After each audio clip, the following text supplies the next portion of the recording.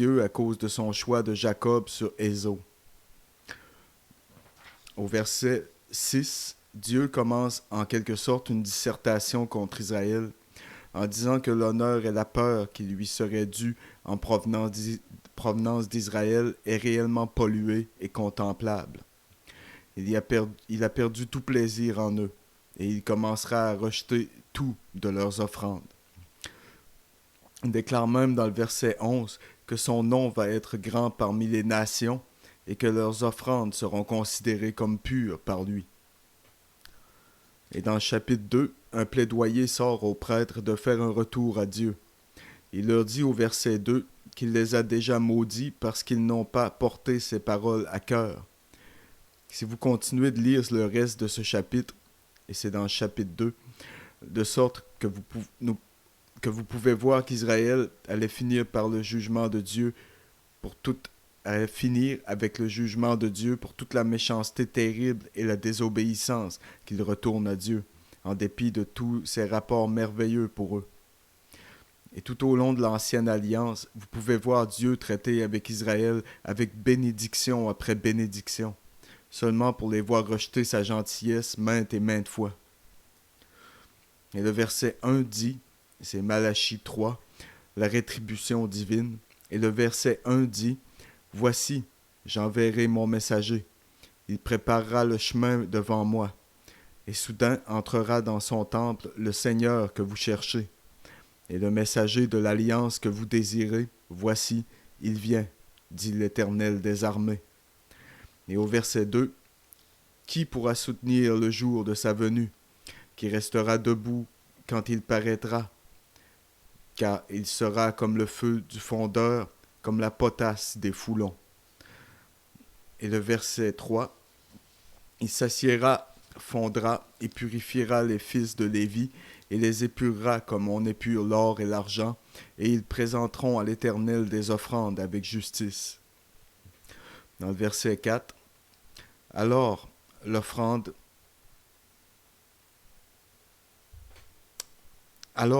de Juda et de Jérusalem sera agréable à l'Éternel comme aux anciens jours, comme aux années d'autrefois. » Dans le verset 5, « Je m'approcherai de vous pour le jugement, et je me hâterai de témoigner contre les enchanteurs et les adultères, contre ceux qui jurent faussement, contre ceux qui retiennent le salaire du mercenaire, qui oppriment la veuve et l'orphelin, et qui font tort à l'étranger, et ne me craignent pas, dit l'Éternel des armées. »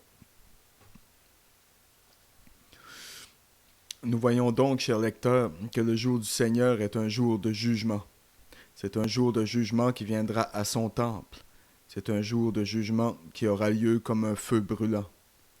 C'est aussi un jour où, après cela fini, Dieu va vraiment avoir un Israël, une Judée et un Jérusalem qui sera une bénédiction pour lui. Il aura un peuple qui aime et craigne son nom. Le chapitre 4 commence à donner un peu plus de détails quant au moment où cet événement aura lieu. Et le verset 1 dit, « Car voici, le jour vient, ardent comme une fournaise.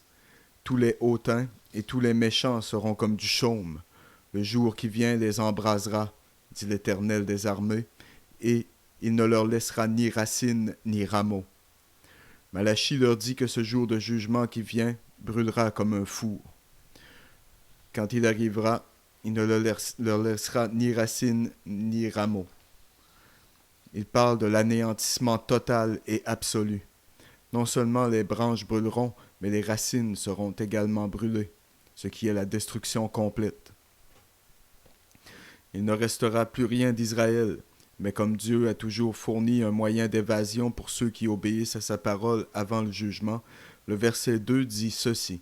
« Mais pour vous qui craignez mon nom, se lèvera le soleil de la justice, et la guérison sera sous ses ailes.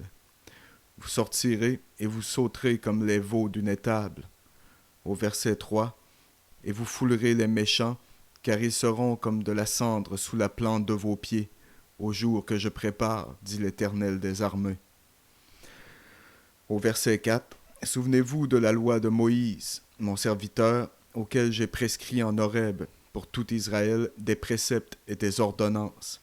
Verset 5. Voici, je vous enverrai Élie, le prophète, avant que le jour de l'Éternel arrive, ce jour grand et redoutable. Et au verset 6, il ramènera le cœur des pères à leurs enfants, et le cœur des enfants à leurs pères, de peur que je ne vienne frapper le pays d'interdit. De nos lectures, les amis, dans Malachie, nous pouvons voir les choses suivantes. 1. Le livre a été écrit à Israël. 2. Dieu leur dit qu'il les a rejetés. 3. Il leur dit que son nom sera grand parmi les nations. 4. Il leur dit qu'il va corrompre leur postérité. 5. Il leur dit que le jour de sa venue sera soudain dans le temple. Et 6. De ce jugement viendra un peuple qui vraiment l'honore, le craigne et le serve. 7. Le jour comprendra l'anéantissement total et complet. Et 8. Christ apportera la guérison. 9. Élie sera envoyé avant que ce jour grand et redoutable ne vienne. Maintenant, Dieu a promis qu'avant que ce jour grand et redoutable du jugement ne vienne, il envoierait d'abord Élie, le prophète, en Israël. Ce serait un signe majeur que la fin est sur eux et que ses paroles doivent être respectées.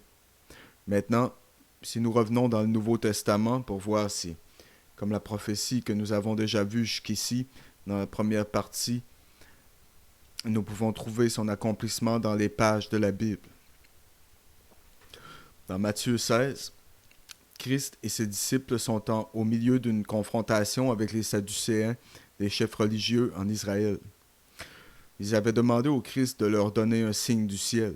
Et le Christ a répondu que seule une génération méchante et adultère demande un miracle. Il leur demanda pourquoi ils ne pouvaient pas discerner les signes des temps. Christ dit à ses disciples de se garder du levain des pharisiens et des sadducéens. Christ a averti ses disciples que le levain dont il parlait était en fait les doctrines et les enseignements des pharisiens et des sadducéens. Et au verset 13, Christ demande à ses disciples qui les gens ont dit qu'il était. Leur réponse, chers lecteurs, c'est que certains ont dit il est Jean-Baptiste, Élie, d'autres ont dit Jérémie. Maintenant, gardons cette idée une minute et descendons au verset 24 à 28. Au verset 24, alors Jésus dit à ses disciples, arrêtons-nous là. Qui fait la conversation? À qui parle-t-il? La Bible dit que Jésus dit à ses disciples, si quelqu'un veut venir après moi, qu'il renonce à lui-même, qu'il se charge de sa croix et qu'il me suive. Au verset 25, car celui qui voudra sauver sa vie la perdra, mais celui qui la perdra à cause de moi la trouvera. Verset 26, et que servirait-il à un homme de gagner tout le monde s'il perdait son âme? Ou que donnerait un homme en échange de son âme? Maintenant, mes amis, regardez ceci. Lisez attentivement. Au verset 27, car le Fils de l'homme doit venir dans la gloire de son Père avec ses anges, et alors il rendra à chacun selon ses œuvres. Au verset 28, je vous le dis en vérité, quelques-uns de ceux qui sont ici ne mourront point, qu'ils n'aient vu le Fils de l'homme venir dans son règne. Christ a parlé clairement, et il a clairement parlé à ses disciples, et il a clairement fait cela il y a 2000 ans. Maintenant, les disciples ont-ils été témoins de la venue du Christ dans son royaume? Eh bien, si vous avez entendu la première partie de mon émission, vous savez la réponse. Ou voulait-il les induire en erreur, en leur faisant croire autre chose que ce qui était réellement la vérité? S'ils n'ont pas eu ces mots accomplis dans leur vie, alors pourquoi le Christ a-t-il même pris la peine de leur dire? Pourquoi les aurait-il induits en erreur? Pourquoi les aurait-il menti? Et pourquoi ne comprenez-vous ça? Ne comprenez-vous pas ça? La Bible entière a-t-elle été écrite à des gens complètement tenus dans l'ignorance? Était-il juste une bande de fous? Étaient-ils les boucs émissaires afin de fournir des martyrs pour que vous puissiez vous sentir bien dans vos églises 2000 ans plus tard? Je ne crois pas. Maintenant, avant que vous pensiez que nous nous sommes aventurés dans autre chose que de trouver Élie, le messager promis, ou le précurseur annoncé par Malachie, allons-y pour le chapitre 17. Dans les versets 1 à 7, nous trouvons le récit de la transfiguration du Christ. Les disciples ont été témoins de Dieu, le Père disant des cieux que le Christ était son Fils bien-aimé. Il était le Messie promis. Il était le Christ, le Seigneur. Il était l'accomplissement de la prophétie de l'Ancien Testament concernant le roi promis des Juifs, le Rédempteur, le Oint, le Très-Haut. Et au verset 9, il dit à ses disciples qu'il ne devrait le dire à personne jusqu'à ce que le Fils de l'homme soit ressuscité d'entre les morts. Dans le verset 10, les disciples lui firent cette question. Pourquoi donc les scribes disent-ils qu'Élie doit venir premièrement? Au verset 11, il répondit, il est vrai qu'Élie doit venir et rétablir toutes choses. Et au verset 12, mais je vous dis qu'Élie est déjà venu, qu'ils ne l'ont pas reconnu et qu'ils l'ont traité comme ils ont voulu. De même, le Fils de l'homme souffrira de leur part. Et au verset 13, les disciples comprirent alors qu'il leur parlait de Jean-Baptiste. Ne comprenez-vous pas? Vous avez tous été dupés, la façon dont je le vois. Vous pouvez ne pas le comprendre de cette façon, mais je le vois clairement. Jésus-Christ lui-même a dit que Jean-Baptiste était l'Élie annoncé par Malachie dans Malachie chapitre 4. Les scribes, qui étaient des enseignants de l'Ancien Testament, ils connaissaient les enseignements de Malachie. C'est pourquoi les disciples demandent pourquoi ils ont dit qu'Élie doit venir en premier. Une des raisons pour lesquelles les chefs religieux de l'époque du Christ l'ont rejeté, c'est parce qu'ils étaient si spirituellement illettrés qu'ils s'attendaient à un certain retour physique de l'Élie de l'Ancien Testament. Ils ne pouvaient pas voir que l'accomplissement de la prophétie était de nature spirituelle, et leurs appétits charnels et terrestres ne pouvaient tout simplement pas être satisfaits par l'application spirituelle de la prophétie biblique.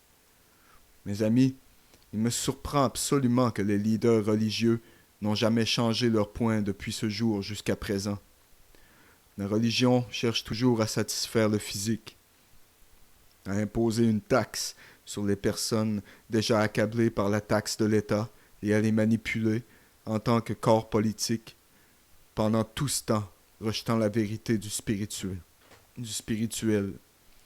Les prêtres dans ce pays, en ce jour, ne croient pas plus les paroles de Jésus-Christ que les religieux qui ont réellement vu et entendu Jésus-Christ il y a 2000 ans.